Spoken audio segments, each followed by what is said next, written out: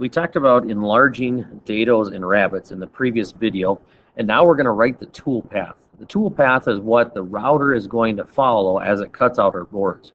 It's important to note that you are the brains of this operation. The router only does what we tell it to. So it's important that we do this really, really carefully, or we're going to get a part that cuts through the table or isn't right. So please pay attention to this. I like to take care of the hard parts first. For me, the hardest parts are cutting out the pockets, the rabbets, and the dados. These little pockets that we're going to cut out are only going to be a 1/16 of an inch deep. Remember, they're only there to help us line up our stringers and our bottom shelf. They don't have to be real deep. I'm going to cut all of them out of the same toolpath, so I'm going to hold down the Shift key. I'm going to make certain that I click on the enlarged rectangles that I made. I don't need the smaller ones.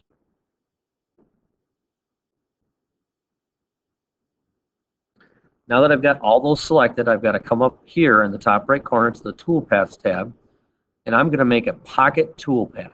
That means I'm going to remove the material inside of the lines that I have selected. Once there, this is important that we follow along closely, so I'll try to talk a little bit slower so you can keep up. We'll start at the top of this window. Our start depth is 0. Our cut depth is a 1/16 of an inch, which is 0.0625. If that cut depth is wrong, that's when we can make the mistake and cut all the way through our board when we don't want to.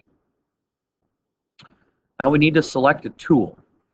Yours probably does not have the right tool loaded into it already, so I'm going to show you how to create a new one. We're going to come up here to New, and we are going to call this tool type an end mill. Automatically, some stuff is going to come up, and your stuff that comes up might be different than mine, but this happens to be what I want it to look like. The name is an end mill, 0.375. I like to make sure that that is labeled right there so that it will show up easily when I'm in this window. Tool type we've already got as an end mill. We don't need to say anything about notes. This is important. The diameter, or D as it shows in this little picture, is 3/8 of an inch, or 0.375. The parameters mean this is the max that it can do. So the max pass depth that this tool can make is 3/4 of an inch.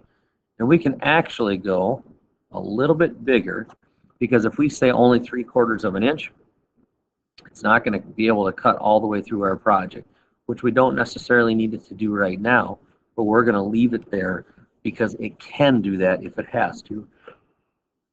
Step over, that means how much space there is between each pass. So we want about 80% of the tool to move over for each pass. That's not too big of a deal, but we want that to be 80%. Spindle speed is 18,000, and the feed rate can be at this 236. It doesn't have to be, we'll even just call it 250. Plunge rate can be at 70. Make sure this says inches a minute. There's lots of different options, but inches a minute is what we're most familiar with.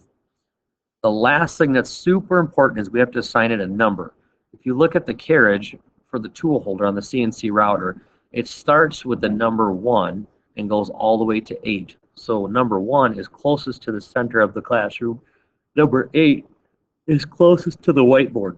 This happens to be in tool path pocket, or this has to be tool number 1. We can hit apply and hit OK. It closes the tab for some reason. We can just click back up on here so we can see the tool that's selected is that. It's important because if we just click up here, it still will say the same thing over there. We want to make sure that that tool that we just created is selected.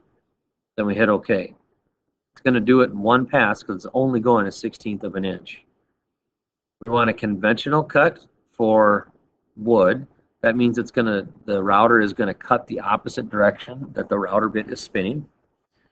And we're going to want to ramp our plunge moves. This means it's not going to go straight down when it cuts into the wood, that it's going to come in at an ease of an angle, and we'll just say 1 inch.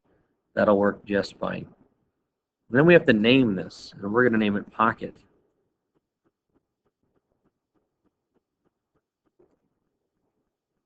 You know what? I forgot that we can select that bottom as well.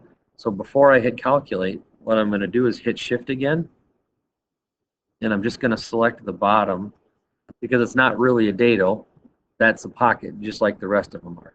So they should be dashed lines. That means that they're selected. So I've got my two bottoms and the three pockets. Then I can hit calculate. When I do that, I'm going to get a little preview of what it's going to be. So this is nice. I can look and see, all right, it's got the bottom dados, which isn't really a dado, it's just a little pocket cut, those three, and that. If I like that, I'm going to hit close. I'm going to come back to my 2D view, and I'm going to do the next cut, which is going to be the rabbits. So I'm going to again have to hold down shift, and I want to make sure that, you see when I clicked on that first line there, you see how it highlighted all of this? We don't want that. We want to click on this guy. Now I'm holding down shift. I'll come over here and click the other one.